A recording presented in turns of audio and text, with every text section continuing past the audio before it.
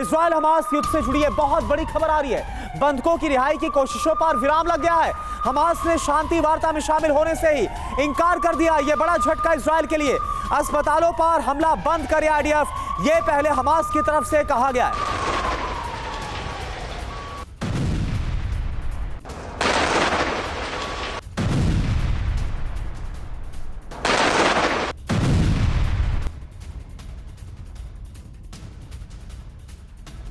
तो ये बहुत बड़ा झटका इजराइल के लिए, क्योंकि कतर के रास्ते, कतर के जरिए लगातार जो पीस टॉक है, यानी कि कैसे बंधकों को छुड़ाया जाए, इस पर बातचीत चल रही थी। लेकिन अब हमास ने किसी बातचीत पर साफ तौर पर इंकार कर दिया है। तो अभी तक खबरें यह आ रही थी कि हमास सीजफायर के बदले बंधकों को छोड़ने के लिए तैयार है, लेकिन अब इजराइल ने मध्यस्थों के जरिए इजराइल से बातचीत करने से साफ तौर पर इंकार कर दिया है। आखिर हमास ने शांति वार्ता में शामिल होने से क्यों इंकार कर दिया, यह आपको बताते हैं पूरी जानकारी ग्राफिक्स के जरिए। सवाल अब यह उठता है कि आखिर कब होगी बंधकों की रिहाई।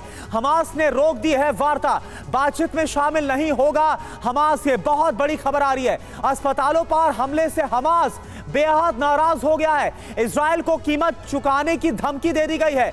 अस्पताल पर जिस तरह से हमले बोले गए, इसके अलावा आईडीएफ पर मानवीय मूल्यों के उल्लंघन का भी आरोप हमास की तरफ से लगाया गया है। अब होगा क्या जब बातचीत को बंद कर दिया गया है? गाजा में युद्ध जारी रहेगा, यह साफ तौर पर कहा जा सकता है। बंधकों की रिहाई में रुकावट आएगी, यह भी अब साफ नजर आ रहा है। इसके अलावा बंधकों, आम नागरिकों की जान को भी बड़ा खतरा है।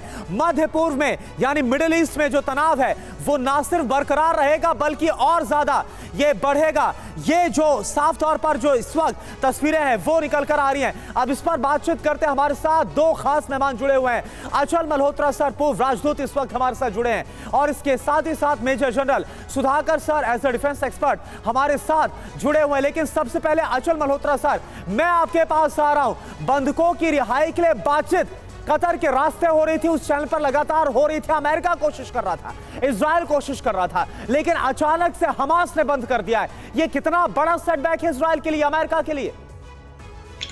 जी हाँ, बिल्कुल। मुझे लगता है कि इस सेटबैक के बाद आप कह सकते हैं कि हालात बद से बदतर हो गए हैं। जो थोड़ी बहुत उम्मीद थी कि अगर बंधकों को रिहा करने पे कोई कंसेंसस बन जाता है तो एक पहला स्टार्टिंग पॉइंट होता है, जिसके बाद हम युद्ध विराम, या जिसे आप वो बोलते हैं कि एक पॉज, लड़ाई में पॉज की, ह्यूमैनिटेरियन पॉज की बात है, तो उस तरफ सोचा जा सकता था। लेकिन इस समय इजराइल के पॉइंट ऑफ व्यू से बंधकों को छुड़वाना एक बहुत बड़ी प्रायोरिटी है। इनफैक्ट जितने भी ऑपरेशंस हो रहे हैं उसको भी ध्यान में रख के हमास को पनिश करने के लिए तो हो ही रहे हैं, लेकिन साथ ही साथ उन्हें बंधकों को सही सलामत छुड़ाना है। इसमें ना सिर्फ उनकी जिंदगी का सवाल है बल्कि इजराइल की रेपुटेशन बहुत बड़ी स्टेक पे लगी हुई है। आपको याद होगा बहुत पहले जो एक ऑपरेशन करके इन्होंने छुड़वाया था, तो उसके बाद से इजरायली इंटेलिजेंस की रेपुटेशन कभी भी खराब नहीं हुई जितनी इस बार हुई है। तो बहुत से कारण है, ये एक बहुत ही इंपॉर्टेंट फैक्टर है। इसमें लोगों की जिंदगी तो इन्वॉल्व है ही है, बट इसका पूरा दारोमदार है इस बात के ऊपर कि अगर सक्सेस हो जाती है बंधक ये जो हॉस्टेजेस को छुड़वाने में, तो एक बहुत ही बड़ी पॉजिटिव डेवलपमेंट होगी। तो इस पॉइंट ऑफ व्यू से देखा जाए तो हमास का अगर इस पे रिट्रैक्ट करना, और उनका ये कहना है कि जिस तरह से इजराइल अग्रेसिव होके हॉस्पिटल पे अटैक कर रहा है। चिंता की बात तो ये भी है कि आज भी जो खबर सामने आई कि एक 65 साल की जो महिला है जो बंधक थी, उसका भी शव मिला है।